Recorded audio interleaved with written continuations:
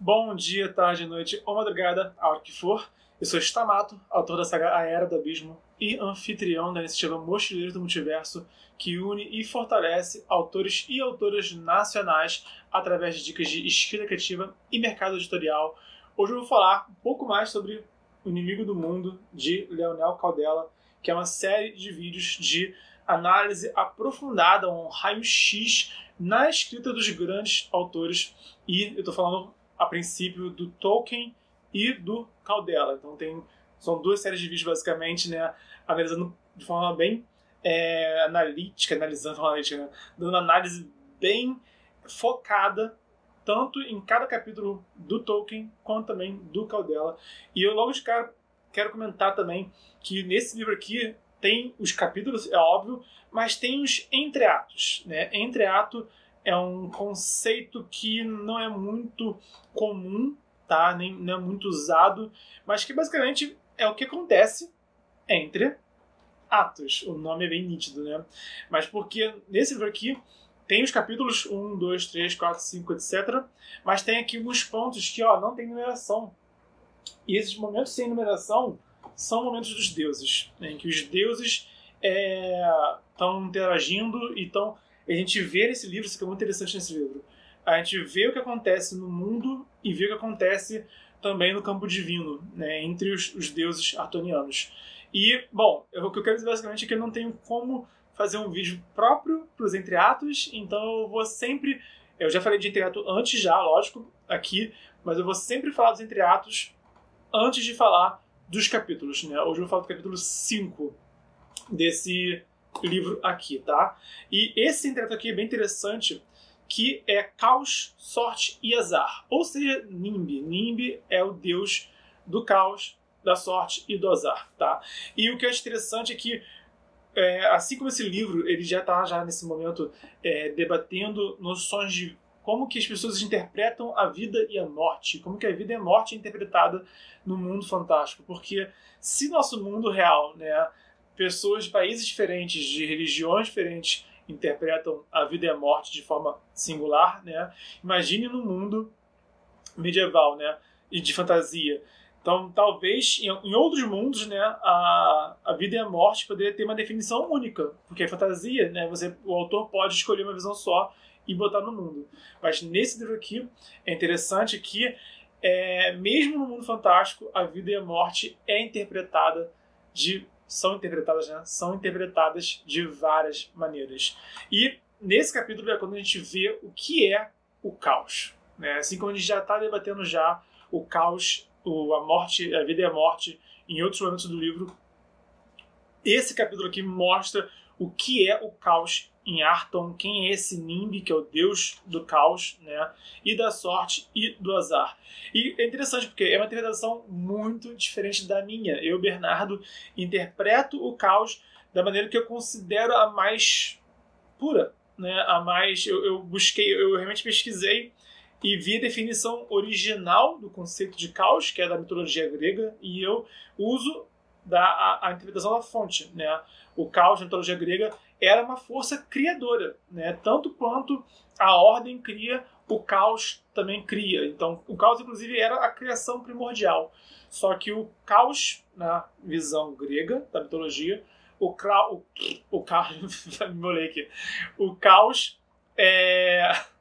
o caos cria pela divisão e a ordem cria pela união. Essa é a minha interpretação de caos. Não é algo nem bom e nem ruim, tá? Mas é uma força criadora. Aqui em Arton, o caos também não é bom ou ruim, mas ele é a total ausência de propósito. É realmente aquela coisa do vácuo, da entropia, sabe? A coisa chega a ser vazio até, sabe? Então, pro Nimbi, nada tem propósito, tudo é acaso, né? Tudo são dados que rolam. E isso pode se manifestar pro bem ou pro mal, ou pra neutralidade, né? E um ser caótico pode até mesmo ora ser bom, ora ser mal, dependendo, é claro, né? Então, o Nimbi tem essa visão. O Nimbi é isso, né? O Nimbi não tem essa visão. O Nimbi é um deus que ele é isso. E nesse entreato, a gente tem essa essa visão de perto. Só que no caso, né, eu diria que é caos, sorte, azar e loucura. O Nimbi também é louco e os devotos dele também são loucos, também enlouquecem. Então, no caso de Arton, o caos está ligado a isso, essa entropia, essa falta de propósito, essa questão de sorte e de azar, de imprevisibilidade e também de loucura. Então, um caos mais Alice no País das Maravilhas, de certa forma, sabe? Então, é uma visão também bem interessante do que é caos. E sinceramente, esse entreato é muito importante porque quando você se dá conta, o Nimbi ele é muito presente e muito atuante a saga inteira, a trilogia inteira. Então, no fim das contas, o Nimbi esteve atuando do começo do Inimigo do Mundo até o final do Terceiro Deus, que é o último livro da trilogia, tá? Então, é importante, se você já leu, para analisar como é que o Nimbi esteve presente o tempo todo. Se você está lendo ainda, fica atento a vários momentos em que o Nimbi mexe ali as peças do jeito dele totalmente caótico, né? E depois desse triato tem o capítulo 5, que é O Cação Negro, que é um capítulo que ele basicamente se foca em apresentar uma nova faceta de Arton. Então, acho que é muito interessante para autores e autoras, para leitores que querem conhecer mundos fantásticos, é lógico, mas se você for autor ou autora e quiser apresentar uma história com várias facetas e quiser apresentar também uma saga com um mundo com várias facetas e também caso você queira apresentar personagens menores sob medida. É difícil usar personagens secundários na história, às vezes aparece muito rápido o personagem, então não dá para conhecer ele direito, às vezes ocupa tempo demais, fica redundante. Eu acho que o Caldela sabe muito bem apresentar e desenvolver personagens secundários. Então, esse capítulo aqui é mais, capítulo 5, Cação Negro, é mais sobre uma nova faceta da história dele. Capítulo 6, que eu acho que realmente manda bem em elaborar melhor esses secundários que vêm junto desse capítulo aqui. Então, o que de fato acontece nesse capítulo? Os aventureiros, né, o grupo, eles se despedem de Colin, e que é um reino que eles estavam antes, e eles entram em um navio pirata. Então, e essa é a parte que o Caldela elabora o cenário dele, no caso Arton. São os três baluartes da narrativa, tá? O cenário é um deles. Então, eles estarem saindo de um reino, indo para outro, é esse momento que, ok, vamos conhecer um lugar novo, e estamos conhecendo agora a pirataria. Né? É o ponto que eu acho que é o mais importante, conhecer essa faceta da pirataria, do mercado negro, né? Do conhecer mais o contrabando, né? E o crime, né? O crime no mar de Arton. E depois deles saírem da cidade e irem para esse navio pirata, tem um diálogo, né? Um debate, na verdade, um debate bem interessante entre a Micaela, o Gregor e o Ashley, que é o ponto que eu falei, né? Que eles estão debatendo a vida e a morte, porque pro Ashley, né, é um rapaz comum, ele é um ladino, né, um ladrão de família nobre, sabe? Ele acho que ele nunca parou para pensar na vida e na morte. Esse que é o ponto dele. Ele nunca parou para se importar com vida e morte, né? Então, esse é um ponto das aventuras em que ele não estava preparado para lidar. E ele é um dos que mais sofre por causa dessa morte que aconteceu no capítulo anterior. Por outro lado, a Micaela é uma clériga da deusa da vida, né? E então ela prega a vida acima de tudo. E o Gregor é um paladino de Tiates, que é o deus da ressurreição. Então, vida e ressurreição, nesse caso, são conceitos que não estão emparelhados, eles não estão de acordo, né? Então, enquanto pro Gregor, ele tem o lema dele é não há morte, morte não existe, né? É a filosofia dele. A filosofia dele de vida é não existe morte. Enquanto para Micaela, a morte existe sim, e a vida é a coisa mais preciosa do multiverso, né? Então os dois acabam tendo visões bem diferentes sobre o que é vida e o que é morte. Então isso é bem interessante ver esse diálogo entre eles, né, esse debate entre os três sobre o que eles estão vivendo, o que eles viveram, né, o que aconteceu com o grupo e como eles vão seguir daí em diante e como que eles interpretam o que aconteceu é fascinante. Tá? E é um ponto em que Caldela também aproveita para elaborar os personagens. A gente conhece mais do Aisling, da Micaela e do Gregor através dessa conversa entre eles. A gente conhece tanto a visão deles sobre vida e morte, como também como que eles estão lidando com uma parte que é inerente, né? A morte é inerente à vida de aventureiro deles, que eles levam. Mas, ainda assim, o Gregor e a Micaela, eles estavam preparados para lidar com esse choque, eles sabiam o que ia acontecer, né? E o Aisling estava totalmente despreparado. É interessante ver isso também. Por fim, nesse capítulo rola uma traição no grupo, né? E que mostra, de novo, uma faceta de quem são esses piratas de Arton, né? Então, o capítulo começa e termina com o que é a pirataria de Arton. E essa traição que acontece no grupo mostra bem essa noção que eles têm de... às vezes os piratas, eles são, né, romantizados, né? Se for ver Piratas do Caribe, por exemplo, é o maior exemplo de romantização que a gente tem nos tempos de hoje, né?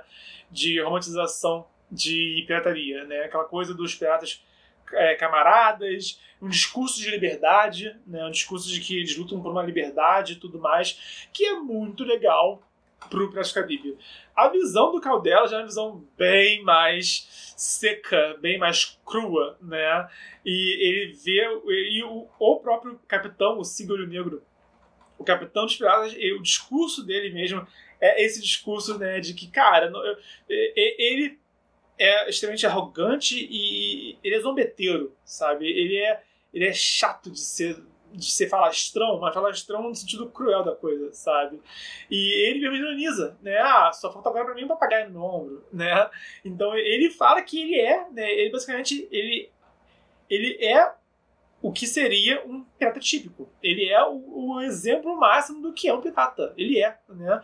Só que não um pirata das fábulas, né? Ele não é um pirata da perna de pau, do gancho na mão, do papagaio, sabe? Ele não é esse tipo de pirata fantasiado, não é fantasiado, é romantizado, né? Ele não é um pirata romantizado, ele é um pirata no sentido um pouco mais literal da coisa, o que é algo péssimo, né?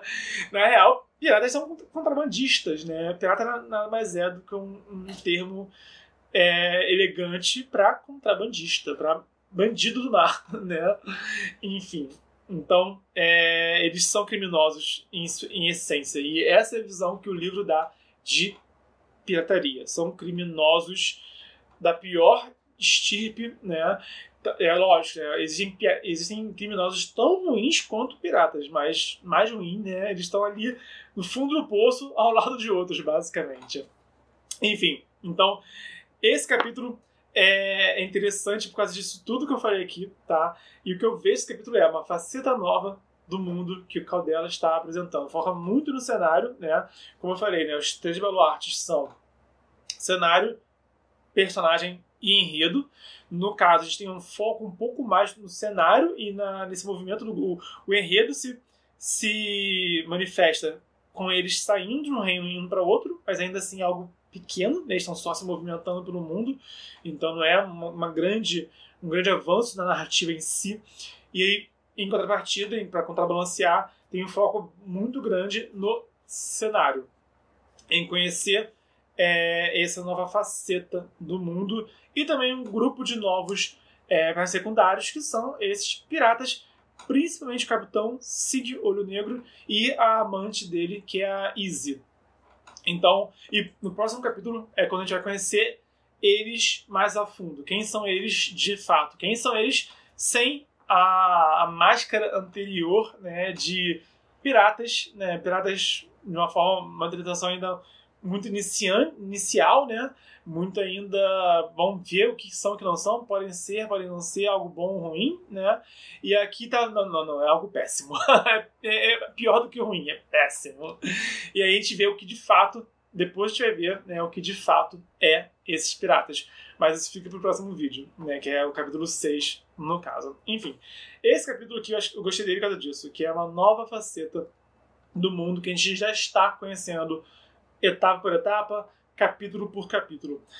Comenta aqui embaixo qual é o capítulo que você já leu em algum livro que te apresentou uma nova faceta do mundo que você estava lendo de forma interessante. Eu cito aqui, né, além do Caldela, para não ficar só falando do Caldela, eu cito o Eduardo Spohr. Porque o Spohr, ele trabalha com anjos e demônios, mas num universo que não tem só anjos e demônios. Tem também deuses gregos, deuses nórdicos, deuses tupi-guarani, etc. Então, tem alguns capítulos do Spohr, principalmente no primeiro livro dele, que está aqui em cima, no primeiro livro da trilogia, não é o primeiro livro dele, o livro da trilogia Filhos do Éden. O primeiro dele foi a Batalha do Apocalipse.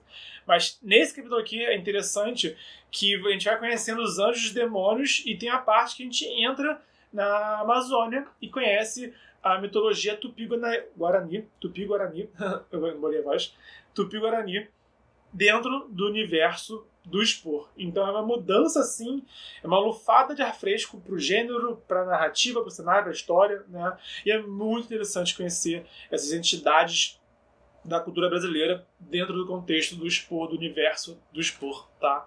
Então eu diria assim que um capítulo que mostra uma nova faceta de um universo fantástico que realmente me marcou como leitor é a parte da Amazônia do Eduardo Spohr, dos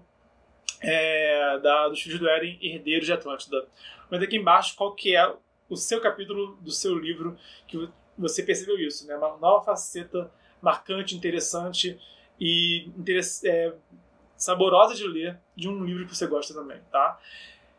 Por hoje é isso. Se você gostou do conteúdo, dá o like, se inscreve, ativa o sininho. Se conhece alguém que pode se interessar por esse conteúdo, compartilha também na rede social.